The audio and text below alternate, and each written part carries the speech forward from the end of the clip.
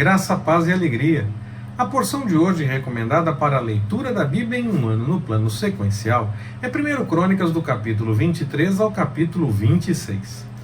Apesar de nós não termos muitos dados, muitas informações para que possamos definir exatamente quem escreveu os livros de crônicas, alguns detalhes presentes no decorrer do livro, algumas coisas nós podemos ver durante a leitura do livro, podem sim nos revelar a identidade desse misterioso escritor. Eu, pessoalmente, fico mesmo com a ideia de que Esdras começou e organizou boa parte desse texto, ainda que somente depois dele alguém tenha tomado conhecimento do texto que ele começou a organizar e deixou praticamente pronto, e aí alguém colocou em ordem o texto da forma como nós conhecemos hoje.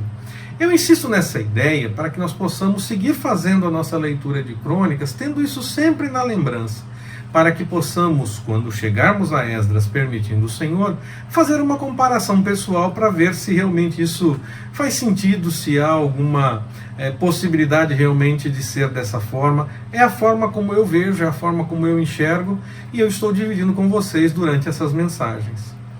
O texto da porção da nossa leitura para o dia de hoje começa falando de Davi já sendo velho e colocando Salomão no trono. Ainda teremos um novo registro desse evento em Crônicas, ainda em 1 Crônicas, já na próxima porção, e nós vamos ler isso na próxima porção, então, se o Senhor assim nos permitir. Lá em Reis, possivelmente esse seria o momento em que Adonias tentou tomar o trono. Aquele momento em que ele faz toda aquela organização, tem algumas pessoas envolvidas e tenta tomar o trono. Esse seria então o momento em que em Reis nós lemos a interferência de Natã e Batseba quando procuram Davi para que ele confirmasse Salomão como rei. Mas nós vamos ver também em Crônicas, ainda na próxima porção, permitindo o Senhor, que temos esse evento mais uma vez Davi confirma Salomão, mais uma vez tem uma nova confirmação, na mesma porção parece que a confirmação acontece 2 vezes, então nós podemos ter esse evento esticado, esse evento pode estar sendo alongado. Em Crônicas nós não temos esse movimento de Adonias, de Natã, de Batseba, nós já temos Davi direto confirmando, tanto anteriormente, na porção anterior nós já lemos um pouco sobre isso, e ele confirma que Salomão seria o rei, e vai confirmando agora, mais uma vez na porção que nós lemos hoje, e voltará a ter confirmação disso na porção que leremos amanhã, permitindo o Senhor.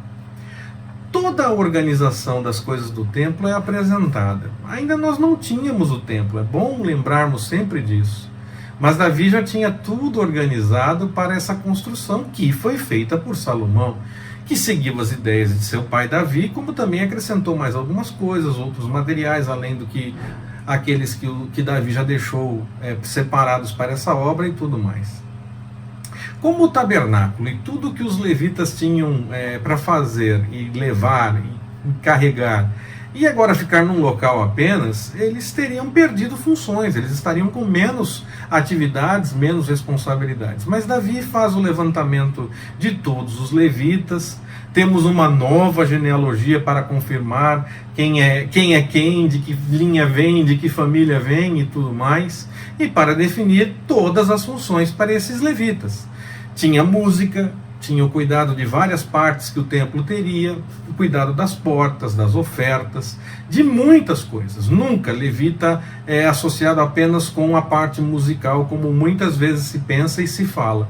Os levitas tinham muitas outras funções. Eu gosto sim de falar dos levitas enquanto falamos da questão musical. Gosto sim dessa comparação. Mas eu tenho consciência de que na verdade não eram apenas músicos os levitas. Os levitas eles tinham muitas outras funções além da música, como nós entendemos que seria só. Não é só. Tem muitas outras funções que os levitas desempenhavam. A definição dos turnos dos sacerdotes acontece e nós vemos nesta porção. Apenas por curiosidade, por essa definição que nós lemos na porção de hoje, nós podemos ter uma ideia de quando João, o Batista, nasceu. Pelo que nós lemos no Evangelho de Lucas, nós podemos ter pelo menos uma data aproximada, pois o Evangelho nos revela, o Evangelho de Lucas nos revela que Isabel concebeu depois que Zacarias, seu marido, esteve no templo, na turma de Abias. Nós lemos no texto de hoje qual era a ordem e em qual posição estava a turma de Abias. Se nós conseguirmos as datas aproximadas, temos como fazer aquela conta que nos deixe mais próximo, pelo menos, de uma data para o nascimento de João, o Batista. Dessa data, 6 meses depois, nós temos o nascimento de Jesus. Quem quiser fazer as contas, essa passagem permite essa aproximação.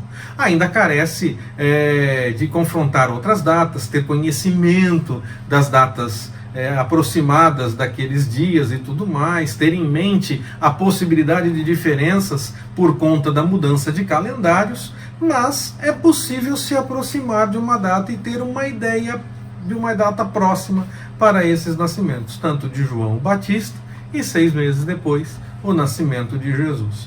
Tudo sempre com datas aproximadas.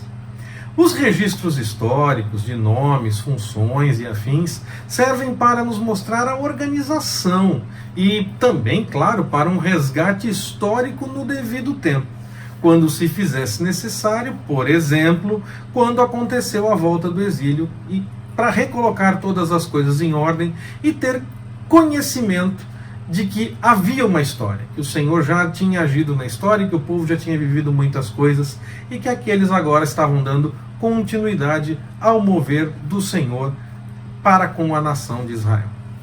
Que o Senhor nos abençoe. Forte abraço, até mais, permitindo o Senhor.